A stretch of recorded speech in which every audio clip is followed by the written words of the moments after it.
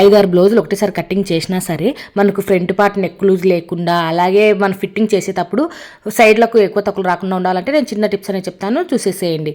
చూడండి, ఇక్కడ నెక్ వచ్చేసి వీళ్ళది 8 ఇంచులు ఉందన్నమాట. సో 8 ఇంచులు అయినా సరే మనకు నెక్ అనేది జరగకుండా ఉండాలంటే కింద 2 ఇంచులు మాత్రమే ఎడల్పు అనేది తీసుకోవాలి. నెక్ కింద 2 ఇంచులు మాత్రం ఎడల్పు తీసుకోవాలి.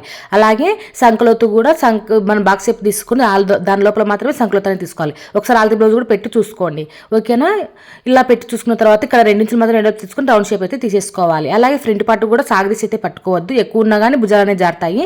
సో కరెక్ట్గా తీసుకోవాలన్నమాట ఆల్తి బ్లౌజ్ ప్రకారంగా. ఇప్పుడు మొత్తం కటింగ్ అనేది చేసేటప్పుడు సైడ్ చూడండి, ఎక్కువ తక్కువ రాకుండా ఉండాలంటే ఒక 1/2 ఇంచెస్ మీద ఇట్లా పైకి మార్క్ చేసుకోవాలంటే పైకి కట్టింగ్ అనేది చేసుకోవాలి.